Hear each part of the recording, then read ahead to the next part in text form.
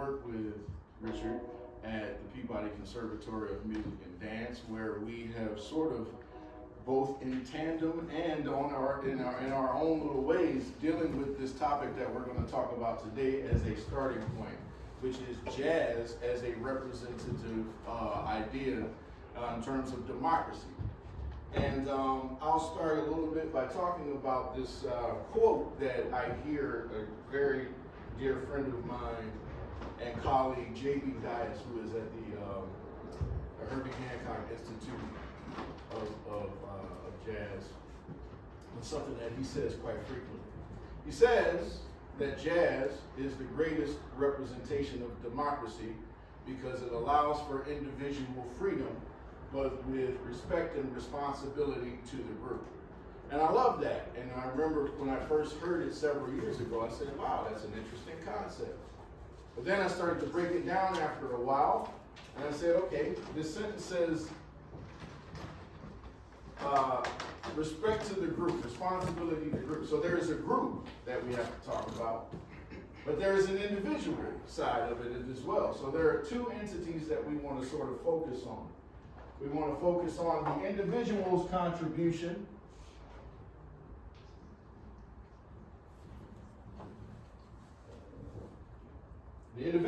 responsibility and contribution to this music. So we're dealing with individual freedom. And then we're going to talk about the respect and the responsibility of the group, right? And what the group synergy provides. Okay? As they're getting that together, I want to start to talk about this notion of individual freedom. And I think it's important to sort of think of your individuality two ways. Of course, we see individual freedom and we think, oh, we can do what we want to do, right? We have the ability to use our own free will to chart out our destiny. However, there is responsibility inside of that, right? Which we'll talk about a little bit. How do we grow as individuals so that that freedom is not squandered? So that when we have this power to use our own free will, we can actually use that free will so that the group is able to rise, okay? And then when we all come together as a group, we use some of those tools that we deal with individually to make the group sound that much more effective and powerful. So I'm going to turn it over to Richard at this point. He's going to guide us through these documents that we have here, and we're just sort of going to use a little tag team. So you'll see the individual freedom and respect to the group that we are together as we talk. Exactly. So I'd like to just start with a couple of these tools that he talked about earlier, he mentioned. So we have improvisation here, we have swing, and we have blues. Right, so we opened up with a blues. Everyone understands that? You know what the blues is? Mm-hmm. Right, so we have happy blues and we have sad blues, right? So we can start right there with the emotions of the blues, right? Everyone brings in their personal feelings and sentiments to the music, but also to the community. Right, we have to remember when we're talking about democracy and jazz, we do have a responsibility to everyone.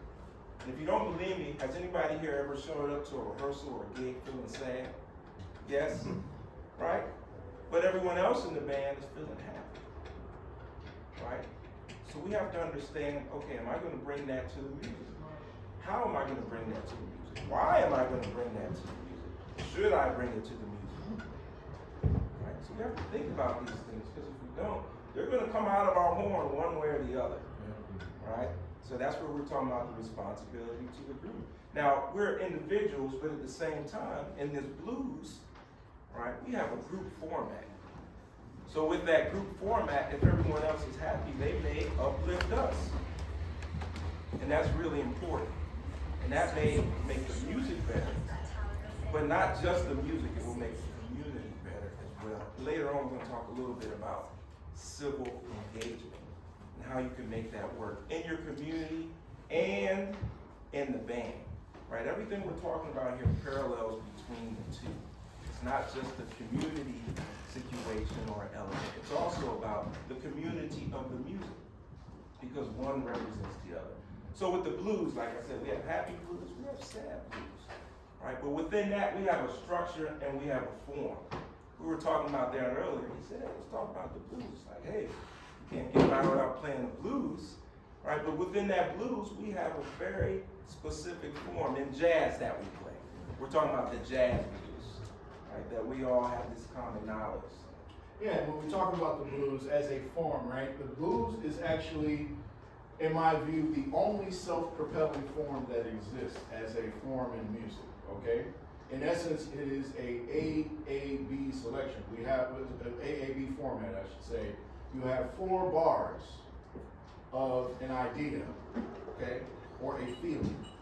That 4 bars of that feeling and idea are then repeated in the next section. Everybody knows blues form? All right, good. I just want to make sure you know it so we don't have to try it out. So you got 4 bars of an idea. That 4 bars is then repeated, okay? And then the last 4 bars, which is the change or the beat, that is then the answer. Or if you want to look at it this way, okay? Just briefly.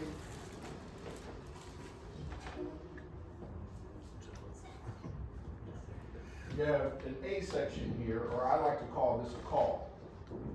All right, that's 4 bars. Then you have a sort of reiteration of that A section, all right, which is another call. And then you have the last 4 bars, which is a B section, which I call a response. Okay? Now, if we look at it this way, we play an idea here, we repeat that idea here, and then we answer that idea. Now, the reason that I say that the blues is a self-propelling form is that the idea at the end then becomes the next idea, or the answer then becomes the question. Okay? Which makes it self-propelling. The blues form, which is an American form, it was born right on this soil, is probably the greatest representation of your life. Because I like to look at it this way. Struggle. Then you go deeper into that struggle. And then you find release from that struggle. And guess what? I don't know about y'all lives, but a lot of times the release then becomes the struggle itself. And it happens over and over again every year. That's called evolution. And it was born right on this soil. So that is the blues. And this is where individuality comes in, because you can't really reconcile with that until you deal with yourself. And we see that playing out in our society now. We think that it's the group's fault that everything is happening. We want to blame the government, we want to blame all of that. Well, you have to remember, we are a collection of individuals. And so if you don't work on yourself and your own demons, and guess what? The group will not be affected. So you have to use this form as an idea and a way to get past yourself. And Richard was talking about feelings, right? Happy and sad. It is my feeling that there are actually only 2 real chords when you break it all down. There's major, and there's minor. You play a major chord or triad, sounds relatively happy, right? And a minor triad sounds relatively sad, right? And then you have the extremes of them.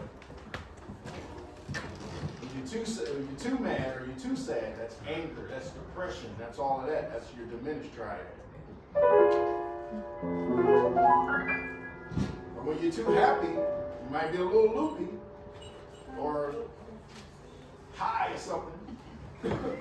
That's augmented. Alright? And then you have all of the extensions of those things to reflect how you feel as a human being. So you have to be able to be in control of those things as an individual so that you can reflect it.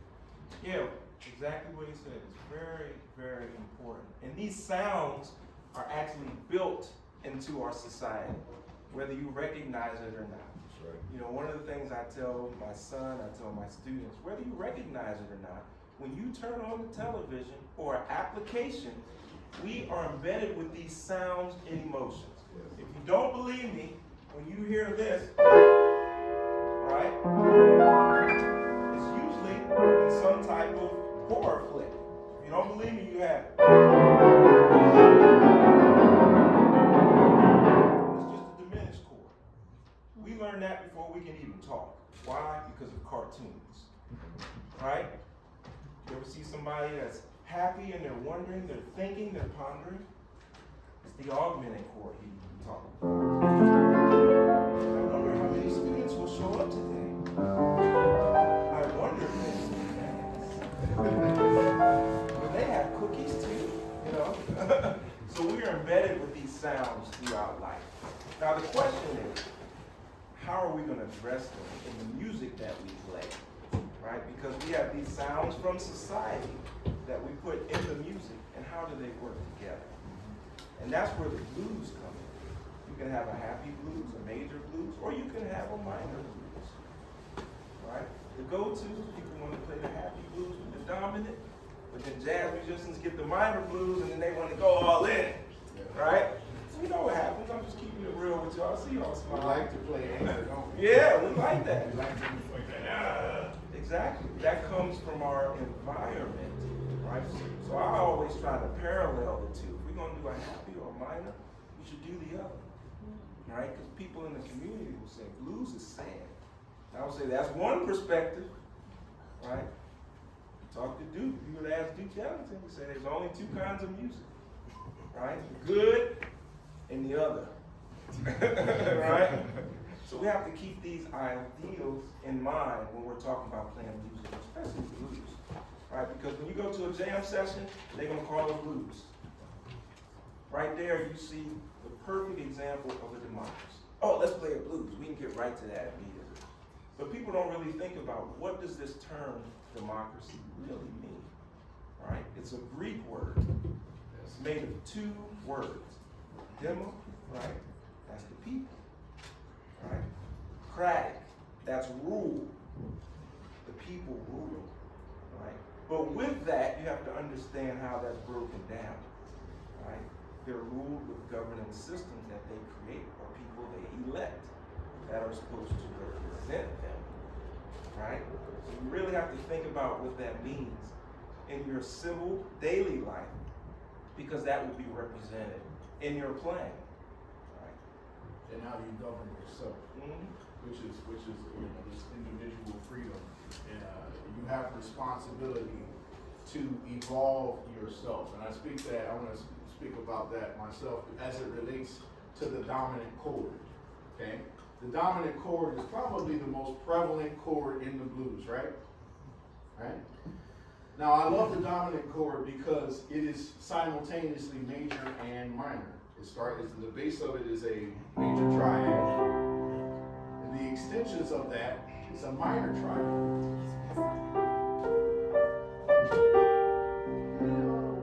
Right? So you're major at the same time, major and minor at the same time. And isn't it ironic that this form that we have, as we navigate through it, we call that playing on the changes. The changes. The changes of your life, the changes within your life. How do you navigate through difficulty? How do you navigate through extreme joy? And guess what? If you are a dominant chord, if you are major and minor at the same time, you never allow yourself to go too far in one direction and stay there, or too far in that other direction and stay there. Because the dominant chord is the chord that moves. It is designed to move, to help you to get through the changes, right? Get through the changes of life. So I speak that as someone that has suffered personally. I like to bring my personal story into this a lot. I have suffered with a lot of personal trauma growing up, dealing with abuse in the household, dealing with all kinds of things that I had to get over that sent me down lanes of even addiction. Right? Self-soothing, figuring out how to get through all of that. And it's all, you know, these are things that everybody has to overcome in time. So this is where that individual freedom gets tricky. You're only as free as you are in your mind. If your mind is not free, then you can't be that dominant core. So it's very important to realize that this doesn't work unless you deal with this first. You have to deal with yourself. So how does that relate to the instrument? Practice. Good habits, right? Not just on the instrument and in your study, but in your personal life. Am I taking care of my body? Am I taking care of my mind? Am I doing these things so that when my individuality shows up in a group, can I be of maximum service to the individuals that I am around in the group? If I show up here with Richard Johnson and I haven't practiced because I've been in my head all day and I'm feeling this way and I haven't really dealt with my mind or dealt with my body, I haven't worked out, I haven't practiced or done anything, and guess what's going to happen when we start playing? He's going to be like, man, what's going on with my man? He's not bringing. And that limits what we can do together. Perhaps I can't play tempos today. Perhaps I can't play in the key of food. Perhaps I can't go as far as I can go because I haven't taken care of myself. So that's why individual reflection and individual freedom is for the thing with that is that you have to make sure that you're free in your mind and free in your body so that the group can be free. All right? Yeah, and I'll be the devil's advocate on that for this reason. We all have good days and bad days. Yes. So the individual, right, you gotta share it. You gotta do your homework. You gotta come prepared because we want the music to be at the highest level. Right? Everyone, have you ever had that experience where you come off the stage, the music's feeling great, you feel like you could do anything? Right? That's democracy working at its best. Now, what happens when someone's not feeling that great? And you can see that, and you know this person. You have some decisions to make. Yes. Right? And as a pianist, I've been there. Our job is to accompany. Mm-hmm. So as I'm playing, I can say, okay, so-and-so's not having a great day, who knows what's going on in their life. I can assist them to sound better. Or I can just tune out. Right? And I've seen that, and I ain't gonna lie, I've been there too. All right? And we've all seen that. And I've seen my mentor say, hey, stroll. All right? For the old school. Right? But we have some decisions to make. If things aren't all jolly and happy, how do we make the whole situation better for everyone? Right? Maybe that's, I comp in a different register. Maybe I comp less. Maybe they're not playing as much, so I'm filling up the space to make them sound better. Right? So we have to understand sometimes our roles may change. Right? And you have to be okay with that in the music and in your civil engagement in your community. Yes. Right? And I know that's hard for the individual to accept today. It's very difficult, right? Imagine you practice all year, it's your time to shine. You go to the vanguard, you're ready to sit in, you're ready to do your thing. You get on stage and you go and you're playing and they're like, we gotta stop. We have another band coming over. And you so-and-so just played 28 choruses. All right? I've been there. Trust me. And you've only got 2. You have to make those 2 count. Right? And sometimes we have to check our ego in our community to make the total environment work. Whether that's your school department, whether that's your band, sometimes it's our families. Right? Sometimes I have to say, okay, I better not say nothing now. Right? Let me just wait, because this may make a bad democracy. Right? So understanding the power of the individualism that you have in doing your job, but also that means assisting others who may have done their job or not, but to make the group sound as good as possible. And when you understand that, then we can all win. You may not win today, it may not be tomorrow, but we will all win right with that concept. Yeah. And you know, with horn players, like, you know, you're talking about roles and ensembles. Largely the role of accompaniment goes to the rhythm section. But it's important for us as folks that are in the front line, you know, we have to realize that they're working all the time. Right? There are people that are in our society that are like the underpinning that make sure that things don't fall apart. Right? For instance, you got a trio of a rhythm section, and the bass player randomly falls out, or something, or maybe breaks a string. She breaks a string, or the amp stops working, or something happens. You're going to notice a huge difference, right? So you cannot take those individuals for granted. Who would some of those people be like in our society? That, you know, you don't really recognize them until they're gone. Construction workers, that's great. Other people. Custodians. Yes, that's a big one. Custodians. Bus and train drivers, yeah. Those are the folks that are literally the people that make the world go round. And they are the most taken for granted folks. Your teachers. And I'm not talking about your private instructor teachers. I'm talking about that math teacher that's in the classroom teaching maybe 30, 40, people at a time. All right? Those are the people that we have to provide more care for. Because a lot of times they just like, okay, well, this is my job, I'm going to do it. So how does that work on a bandstand? If you're like fifth in line to play a solo, and the tune has already gone on for like 10 minutes, maybe you should just chill, right? Or if you play that instrument, go whisper in the ear of the piano player and say, hey, you know what? Take a quick break. I got you. Yeah. Be kind. Be kind.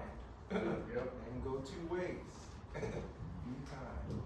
Yeah, there's a rule that they call the golden rule, which is probably, it probably is the genesis of all other rules in life, which says,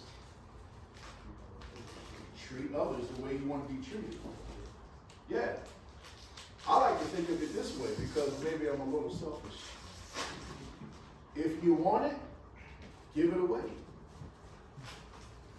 If you want it for your life, give it away first. If you want joy, bring joy to the situation. If you want more resources, bring all your resources to the table. If you want the band to be killing, show up killing.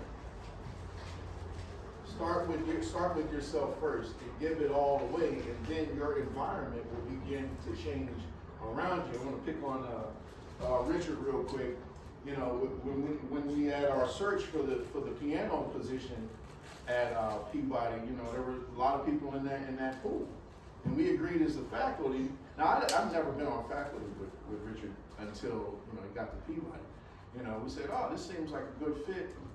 Not only is it a good fit, but he brings his complete self to the table all the time. And he lives inside of that. And because he's the way that he is, he always shows up and he's always giving. Guess what? The level of the department just raised up. It just raised up. It made us all better. Right? And so that's important to consider. I just wanted to say that publicly because that is something that has been a joy. It has been a real joy.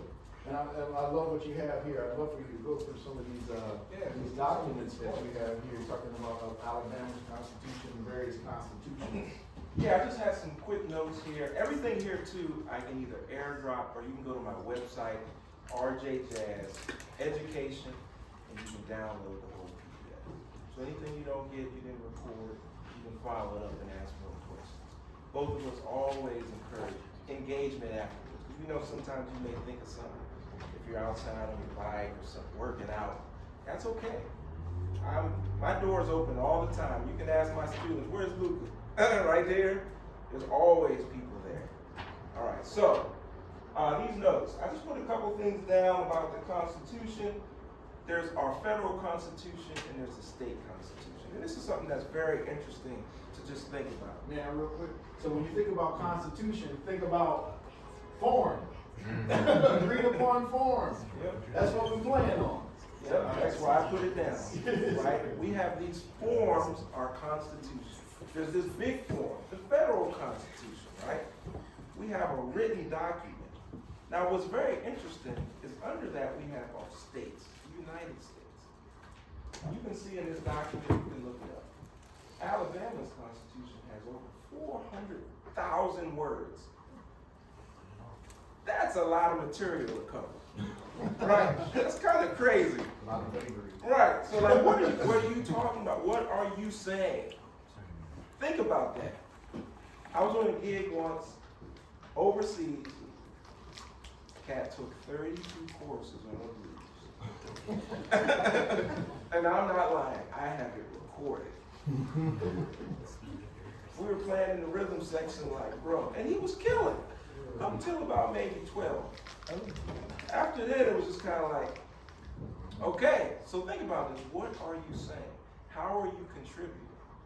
What are you taking away from someone else who may have something to contribute? Right? We're talking about the whole. Right? So you have these 400,000 words. When you go to Vermont, they have 9,000. Right? It's very clear, it's very concise. Yes, not the ice cream. Let's not forget about the ice cream. Right? Then we look at the overall federal Constitution. 7,600 words. It's less than all the states. Right? So the idea is clarity with flexibility.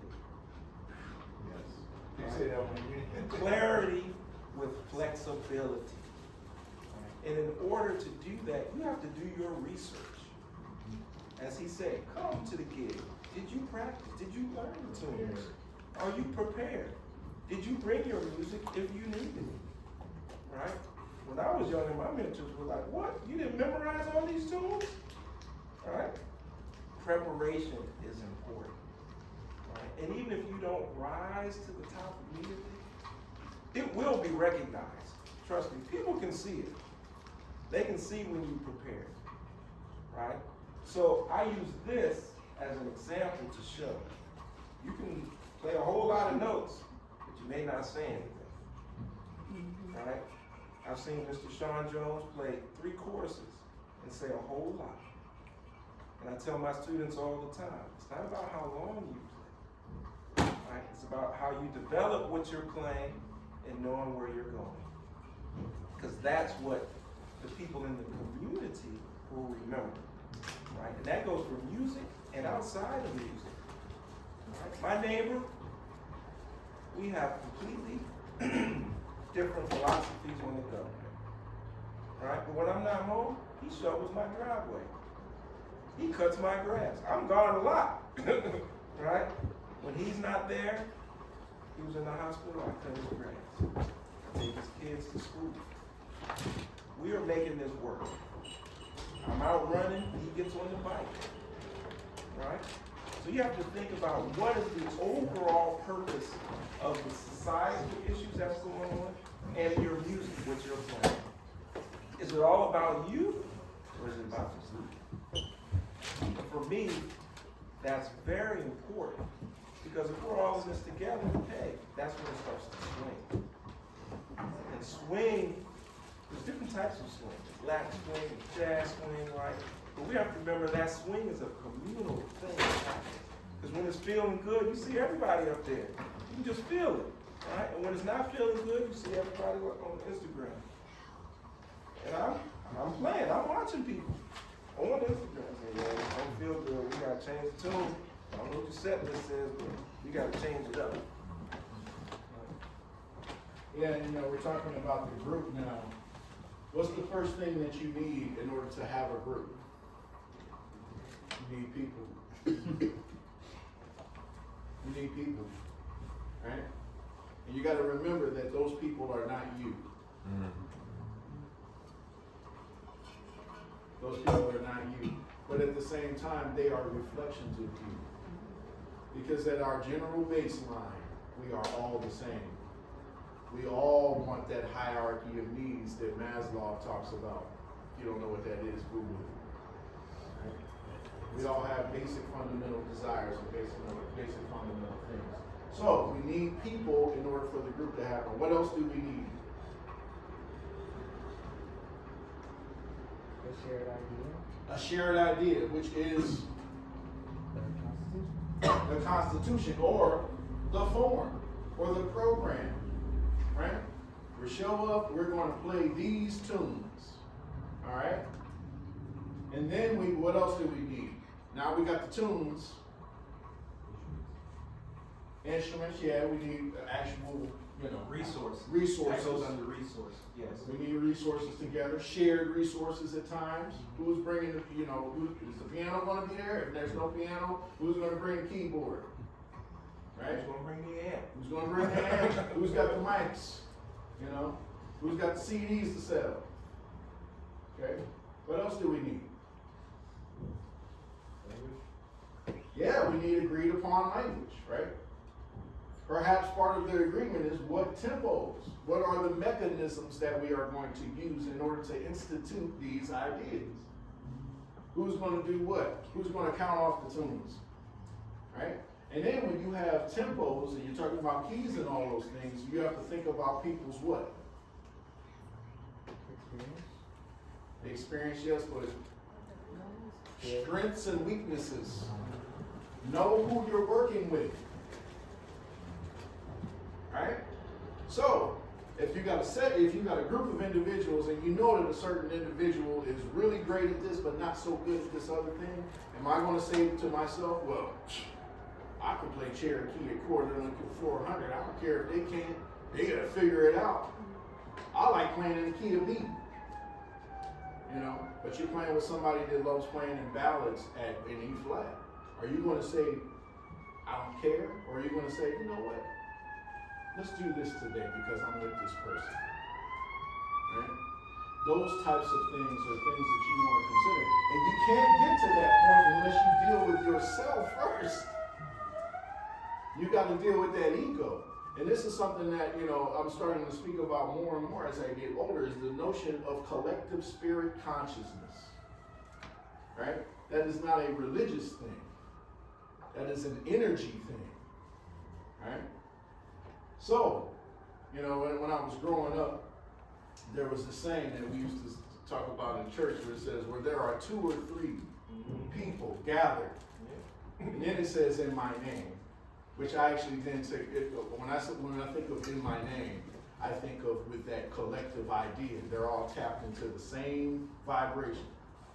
It says, where there are 2 or 3 gathered, I will be in the midst. But it's I. That's the great consciousness that brings us all together. We got to all remember that we are literally on a dot in the middle of the universe, floating around with chaos. There's explosions all around us. All around us. We're just a dot. And so there's something bigger than us, unless you think you're God itself. And I don't know about y'all, but I'm definitely not God. So there must be something that brings us together in these moments, and it's important for us to tap into whatever that is. And if your ego is leading you, you can't tap into that thing. So that's why it's important to deal with your ego, which a lot of times creates illusions and things that are not there. I don't know about you, but how many times you get on the bandstand and you're hearing something totally different than what's going on right now? That happens to me all the time. I'll be playing the tune and blah, blah, especially if I'm like bored. I'm like, man, how come we're not playing How High the Moon? How come we didn't play this with a hip hop group? I'm thinking about everything that is not instead of concentrating on what is. So it's important to be in alignment with the overall group synergy that's happening. So you deal with your ego here so that this community engagement, civil engagement, group synergy can exist and be a high level of performance. Yeah, I think that's one of the reasons why people really like Count Basie, right? there's no question, this band was swinging, right? The collective energy and the mentality, all the records, they're there, focused, right? But you have to come with that preset, okay, I'm gonna do this job and focus on this thing. And everyone is in that same headspace. You know, I remember one time I was getting ready to play, and my mentor was Ron Carter. We were about to do a concert, and he brought us all together to give us a little pep talk. And he's not very long-winded all the time. And he said, we came here to do this job. You guys practiced, you rehearsed. Let's all be on the same page, right? So that we can make sure that we leave happy and the listeners leave happy, right? And that's always stuck with me because sometimes we play for our own enjoyment. But we have to remember people paid tickets to see us. And they're gonna leave thinking that was the good music or the other kind, right? And they will spread the word about us, right? And that will increase our numbers as a community in jail. But we have to get in our brain, okay, what are we here to do? Now, basically, those cats came to swing. That was number one. We are dealing with that. And whether you like it or not, you have to reduce your ego, and that's democracy. Right? So we have a legacy that's left because of that. And that's important when you play. You have to think about what are you bringing? What are we saying? Right? Think on that. What are we saying? Right? In order to have some great jazz, you got to listen. Right? Most of my job is listening as a pianist. And it's not just me, it should be everybody. Right? But as a pianist, I can see when I'm talking. Right? And people think it's funny, but you'd be surprised what some people see in the rhythm section. We see a whole lot. Right? Right? So just be aware of what you're bringing to the table. Right? So we've covered the blues, we've covered swing. Right? And remember, let's talk a little bit about what we can bring to the table and how that leads to the improvisational aspect, what we bring to that. Right? Because it's more than just, oh, I got these 10 books, I can play these 800 scales, let me get up here and do that. Right? That's not really music. It will help you technically wise, right? But the pedagogy that we study is there to help us communicate what we have to say as an individual. Right? Everyone in here is an individual. Right? How do you bring that to what you are studying and playing? Yes, we all need technique. We have books and things, friends, mentors. That's crucial. But at the end of the day, who here knows Roy Hargrove? Right? Everybody here knows Roy. Right? He's an individual. His voice came through all of that. And I can go through 100, if not more, artists like that. And the thing they have in common is their voice, their creativity came through all of that. Right? So that's where the improvisational aspect is something that's great to think about. It's not the only thing, right? It's part of it. It's a big part, but it's part of it. And that's something we have to remember. Well, should we open the floor for some questions and then get some folks up to play? Yeah, let's do it. Let's take some questions first and then we'll get some people to play. Yeah. What are some things you did in your development to help you find your individuality? Some things that I did in my development to help me find my individuality. Well, I would say that you don't find your individuality.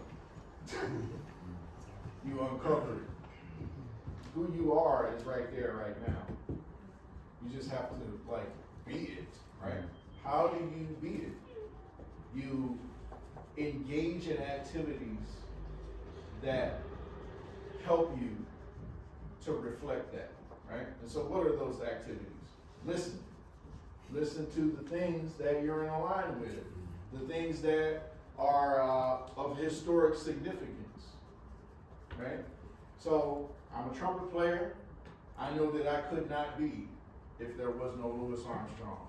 there was no Roy Eldridge, no Dizzy Gillespie, you know, no Fats Navarro. The list goes on and on, all the way up until Roy Hargrove, and my peers as well, right? Keon Harrell, and Ambrose Akinwuzu, you know, Marquise Hill. Marcus Hill, yeah. These are the folks that are, he's somewhere around here. He's, you know, some people like that, right? So I have to be in alignment with them. Also have to ask myself, what type of player am I? What is my general vibe, all right? And then I work on those things, and I'm not afraid to do that. You know, I call it my jazz trumpet holy trinity, I like to say it, Freddie Hubbard, Woody Shaw, and Clifford Brown. So I worked on them a lot because I love them. And then who I am is a kid from Warren, Ohio that grew up in a Pentecostal church. So I take some of that and sprinkle it on top of that, and that's Sean. And I make sure that I bring that to the table, and I'm not ashamed to do that. Right? So those are some of the things that I've done. Yeah, I think it's important to realize where you come from. Right? A lot of people are trying to run from something. I did. Right? But really, you have to think about where you come from. Your folks, your family, your community. For me, I had to sit down and I had to say, where do I come from? My dad's a gospel pianist and organist, right? My whole family, Baltimore, church. What do I want to be, right?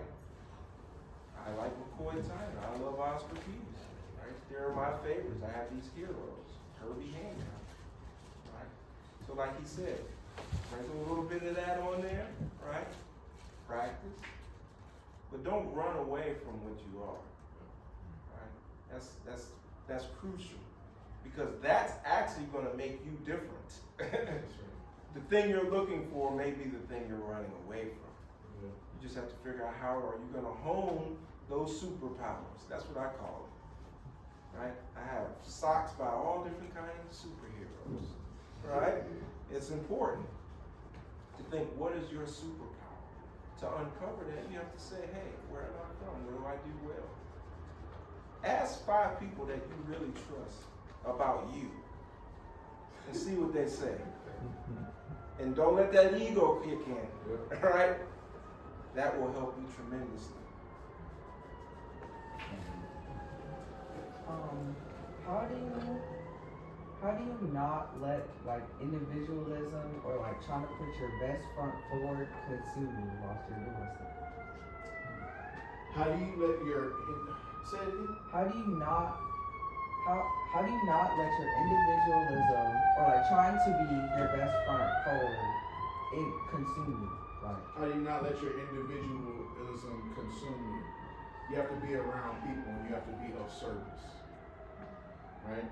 When you're of service, you can't inherently be about yourself, right? So even when I get in the practice room, yeah, I'm practicing for myself, but when I'm practicing for myself so that I can actually show up for other people. So if I'm practicing for myself solely, then I'm going to fall into my own mind.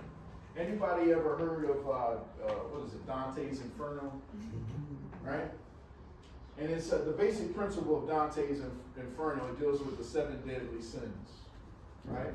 And the 7 deadly sins are like pride, lust, envy, gluttony.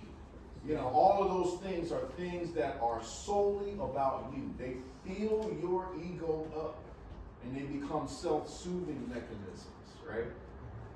And the further you get in on those things, Dante's Inferno says that the lowest dimension of hell is self-obsession.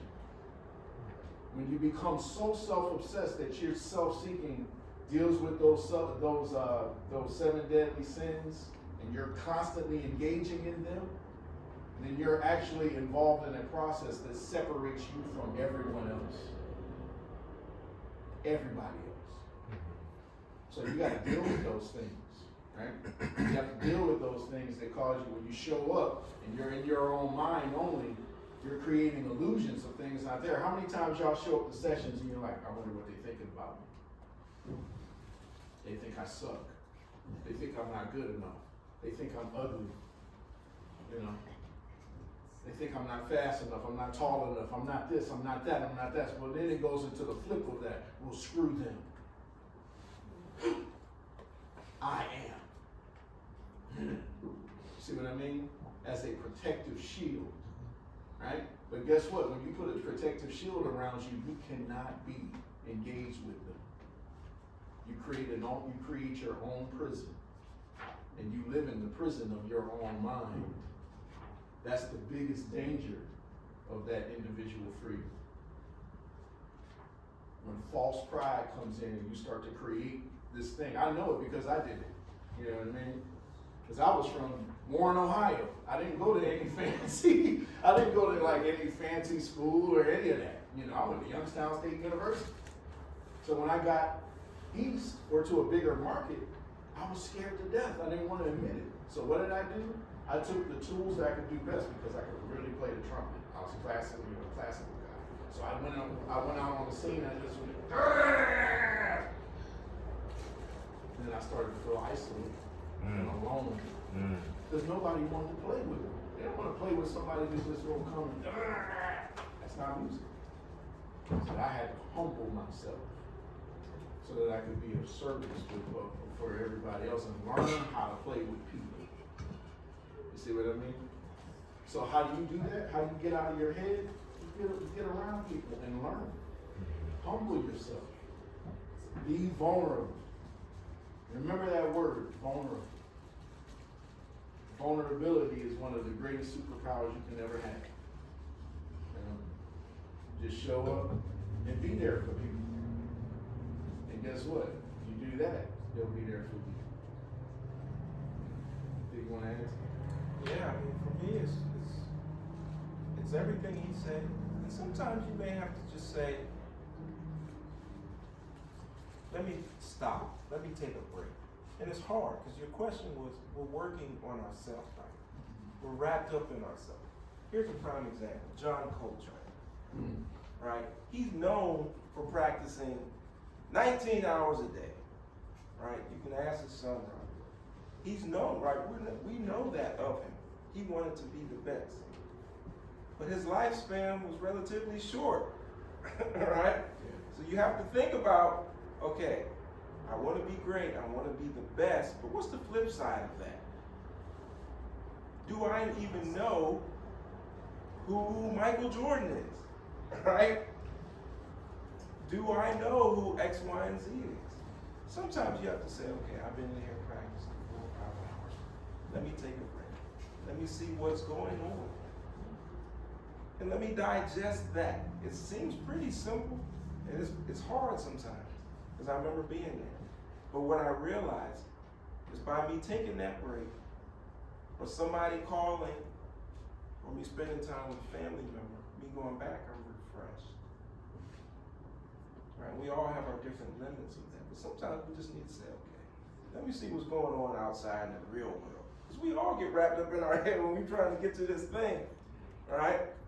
But we, collectively, we, jazz musicians, we live in our own world. Right? And we need to get out of it. And when we do, we can bring everyone else into it.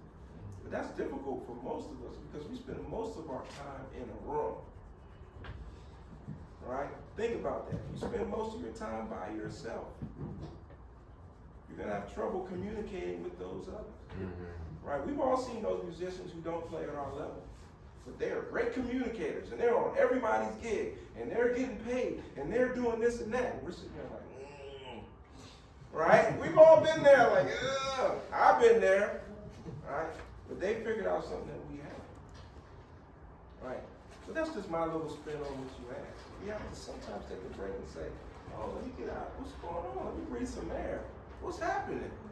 Right? That's crucial. Yeah. And you can engage in activities with other folks too, like that's outside of music. Like, you know, like we share something in common. We both like to learn. Yeah. You know, so People like sports, cooking. sports, cooking, all of those things. Be a total human being. That's important. Maybe one more question, then we can get some folks up to play. Other questions? Okay. How did you deal with like mental blocks and like hardships? Yeah, those mental blocks I deal with largely the same way. Again, like if you're having a mental block, you have to identify what is blocking, what is in the way, right? And a lot of times what's in the way is something that you created yourself, some type of illusion, right? I have learned to not operate according to my feelings all the time. One of my mentors says, feelings are fleeting. So if I wake up feeling like, I don't feel like getting out of bed, I'm tired, I immediately get out of bed. Like, oh, nope, no, get up. Now, granted, sometimes you're sick, sometimes you're not feeling good, and you need to be in bed. But that's where honesty comes in. One of your greatest tools is honesty. Be real with yourself. And only you know the truth about you. Are you lying to yourself? Can you get up in the morning and say, you know what? I'm actually just being lazy. Let me get up and do this. I did it this morning. I didn't want to work out. Like, nah, you're being lazy. Get up, work out. And guess what? 5 minutes into it, I'm like, oh, cool. Right? So I try not to operate solely on my feelings. But if that's not what's blocking me, perhaps it's a relationship that needs to be dealt with. How do I bring honesty to that relationship and address those problems? You know what I mean? Perhaps I need something. Perhaps I don't have a trumpet that works. Now I gotta call my friends up and say, hey man, you know, one of my dear friends here is Mark Doolin. You know, works for Con Selmer. You know, we met a couple years ago, you know, and he's been wonderful. This relationship has been amazing because I didn't have the tools that were working for what I needed. So I asked for help. And he was there, the company was there, and they helped me, you know. But I had to first tell myself, I don't have what I need. I was honest. Honesty is very important. And it's hard to be honest all the time. I don't know about y'all, but I'm assuming that everybody in this room has lied about something at least once. And we need to show them. Like, we've all lied at some point. Ask yourself, when you lied, did you feel better after? Did it help the situation? No. Right? It might, in the beginning, you might get a reprieve, like, okay. But then chances are you got to make up another lie to cover that. Right? So it's just best to be honest, even when it hurts. Even when it doesn't feel good in the moment, because what happens after that is freeing. You want freedom. Mm-hmm. Individual freedom. There is freedom and liberty in the truth. We live in an age of lies and illusion. Right? There's more lies and illusion going on. All you got to do is open your phone.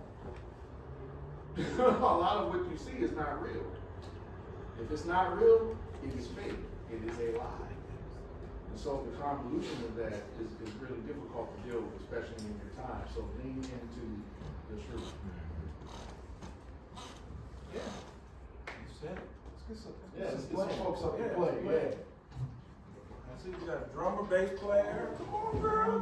Now's the time. No. Where's that piano man?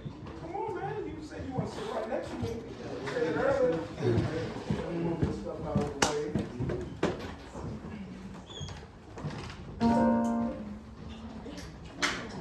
So if that's okay with Professor Johnson, let's engage in the democratic process. Right? The first thing is we have to agree upon a form. We got to agree upon a set of rules that we are going to abide by. Let's figure out our Constitution. All right? What's going to be our Constitution? What tune are we going to play? Are there any horn players that want to play? Don't be shy.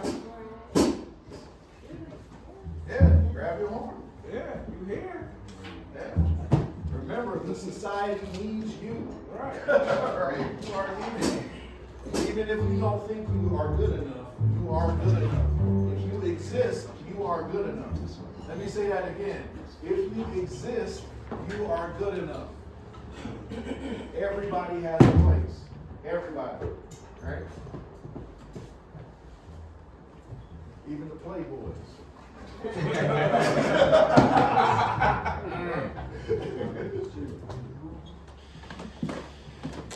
Alright.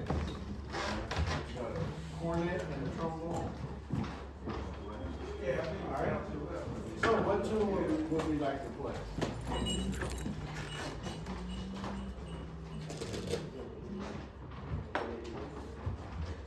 Lady Bird?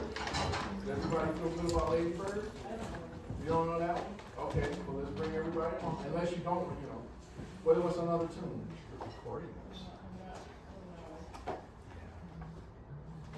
You know something? What do you know?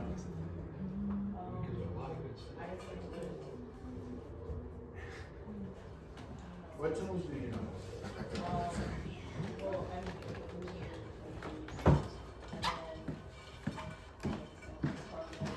Play a rhythm change? What about a rhythm change? Oleo. Are y'all cool with Oleo? All right. Now the other thing about choosing a path forward, right, is it does not have to be the perfect scenario for you all the time. Maybe you have individually been practicing a tune all week, and you show up and I want to play this tune. That is only good if everybody else is there with you. All right. So sometimes you have to just find the basic common denominator, and guess what? The blues always works. All right, or rhythm change usually. All right.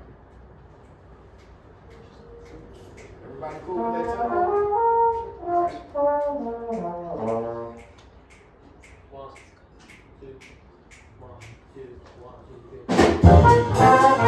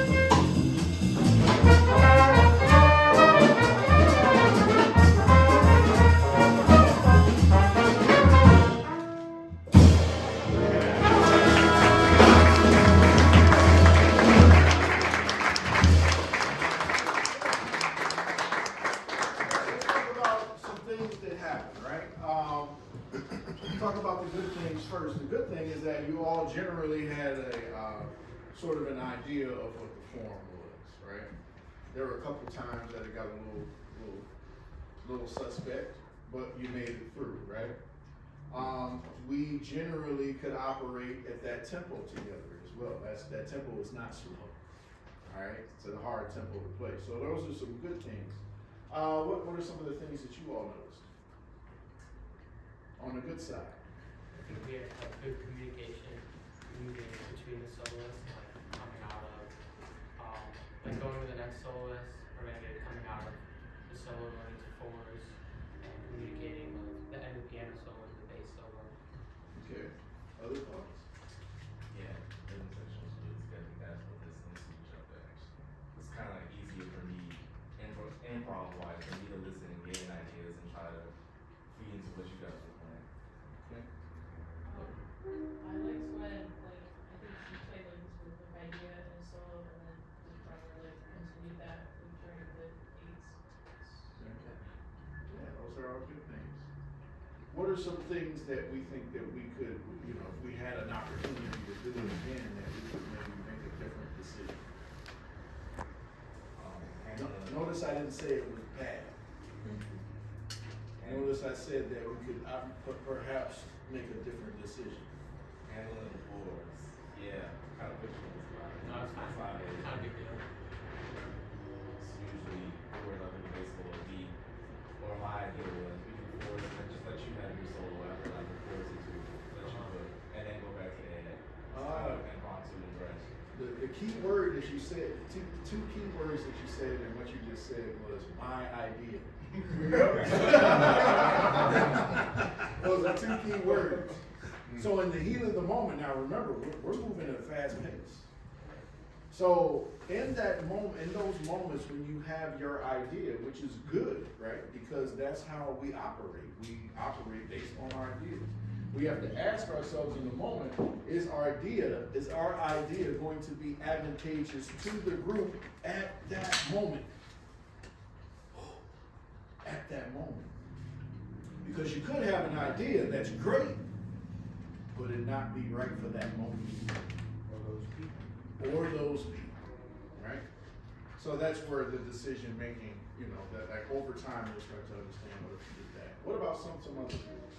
The time kind of pushed ahead. Yeah, it got faster. Yeah. Why did it get faster? On my end, I think I'll little nervous.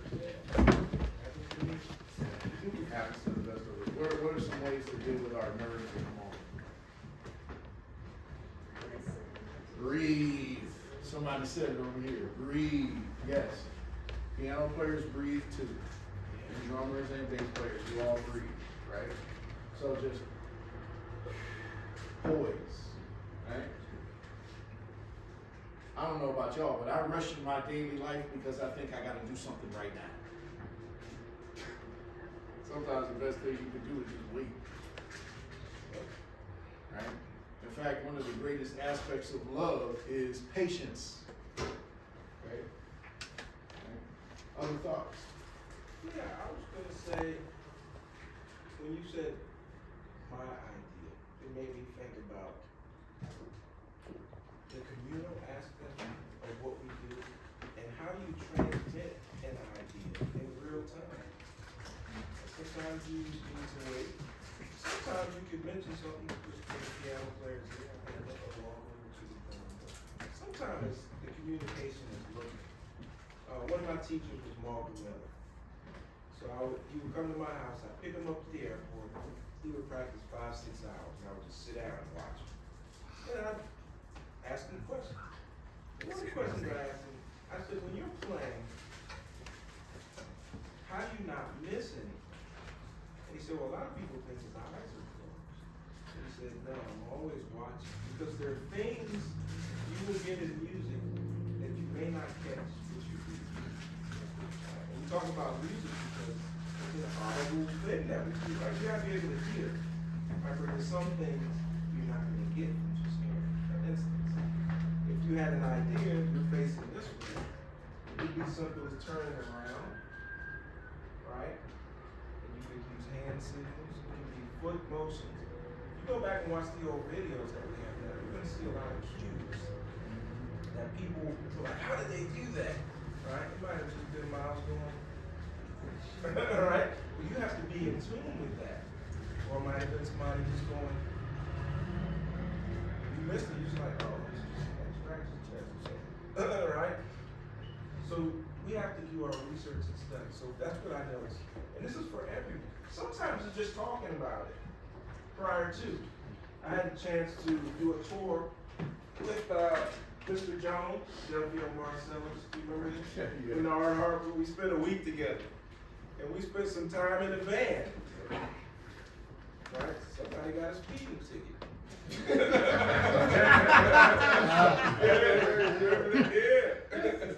Yeah. And sometimes just just talking and speaking about it is enough. That may be the rehearsal, right? You guys hanging out, eating together. Say, hey, I had this idea. Oh, it kind of sounds like this. And next time you play, there it is. So there's different ways to communicate ideas. Sometimes it's in the moment, sometimes it's not. It's, hey, I'm listening to this record. I'm listening to what are you checking out? You want to know what somebody's hearing? I ask, what are you listening to? You'd be surprised. Do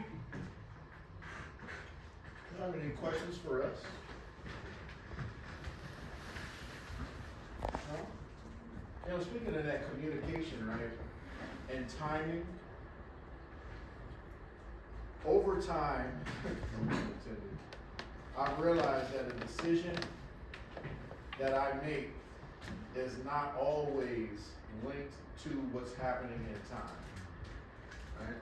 So, if I want to go to the head, right, one thing that I'm not going to do is wait until 2 bars before the top of the form to say we're going to the head, especially at that tempo. Why? Most people are missing. So, I like to say this a lot of times, that musicians are the ambassadors of sound future. We live in the sound that's going to come, right?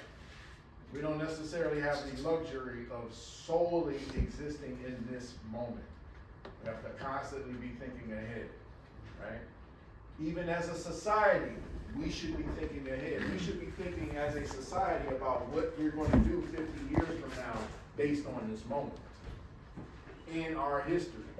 We should be thinking about that, right? Guess what, you all? Surprise, you're going to be my age one day. If you're blessed, if you're lucky enough, right?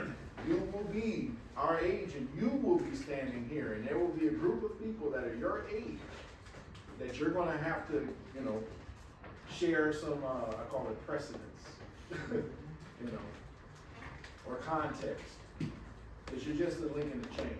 So you got to be thinking ahead. So I tell myself, if I'm going to make a decision for the band and a trumpet player, a lot of times we fall into that position, or so we think we do. Right? You know, there is a character that comes with these instruments. Yes.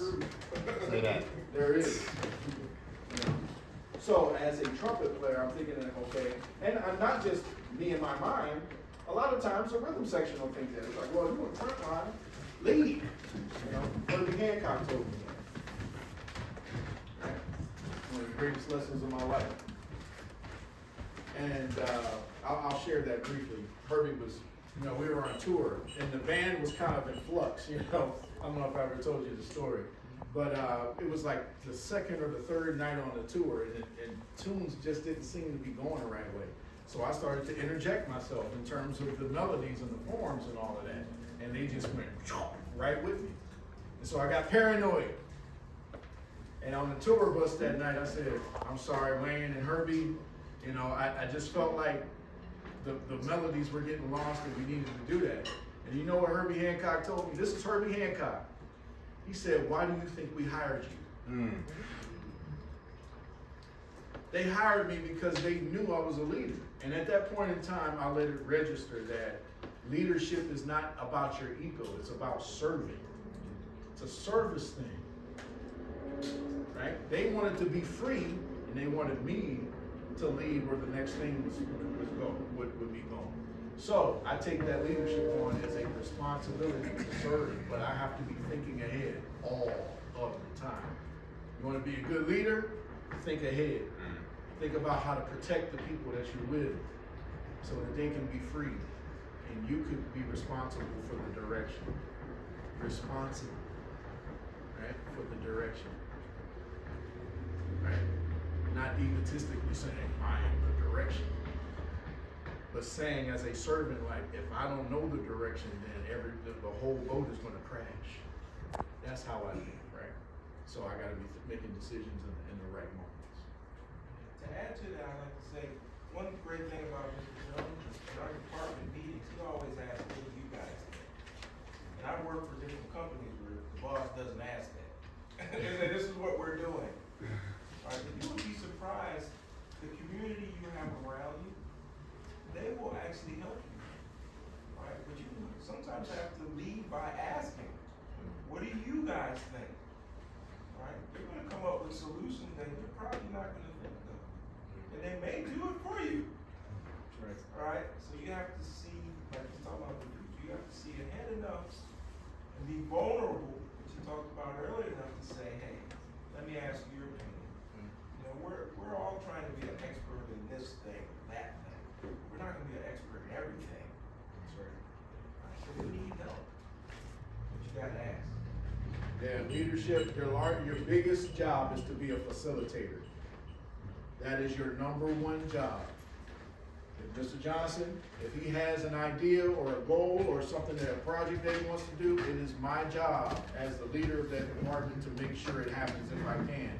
And to also be honest and say that if I can't do it or there's no path forward, I'm sorry, we cannot do this. Can we do something different? Right? So as a leader, or anybody, especially frontline people, should know that. Your job is to not be in the front line. In fact, I don't like to call myself a soloist. I like to say that I am, in the moment, I am the curator of musical events. I'm the curator of musical events. Because guess what? I'm not up here soloing. I'm playing with other people. The solo is when you're by yourself. So it's my job to facilitate the direction that they are then giving me with musical cues. I'll never forget, I had one piano player, so I won't mention the name, but they came up to me after a gig and they're like, man, you always get up and you don't play anything right away. I don't know what to do. I said, yeah, because I'm waiting for you to talk to me. I'm waiting for you to tell me where we're going. You know? So, think about those things, you know? You got some other folks got that some want to good play? musicians here. I see bass player, I see another drummer. I know you cats. I know you. Yeah, let's give these folks a round of applause.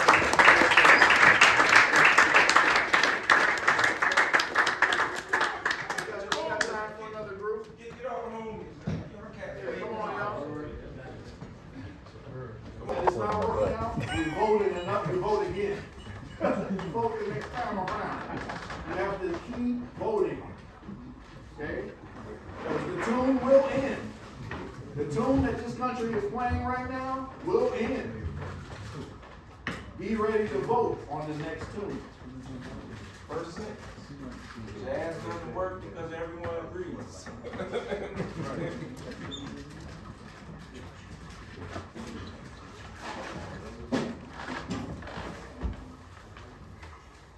You said what we doing? Sometimes you forget what you voted. I said where we were.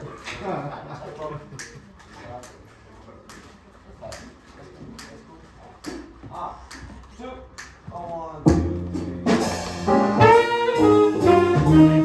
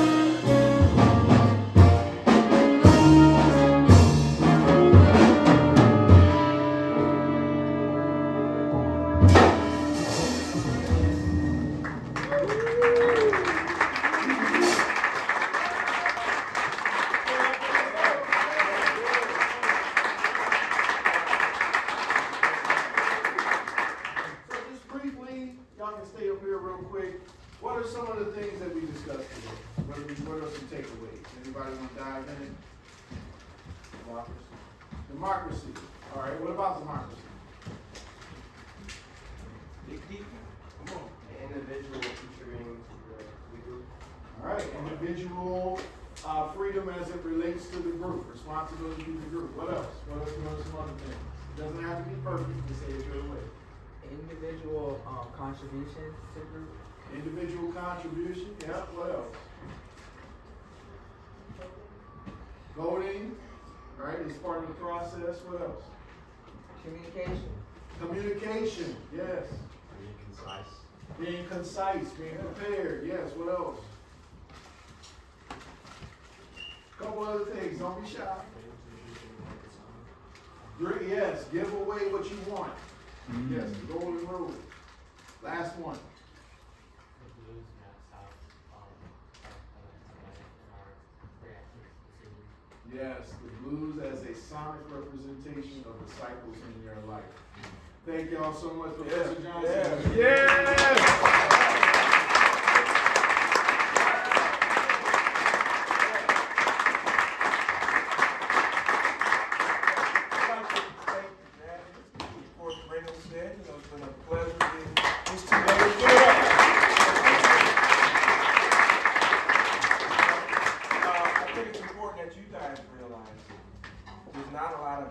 cities, let alone nonprofit agencies that have situations like this.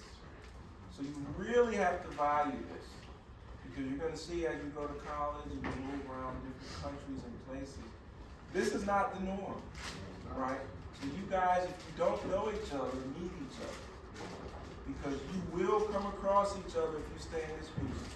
Trust me, it's a small gang of us, so become comfortable, all right? And it's good for everybody. But thank you, appreciate it.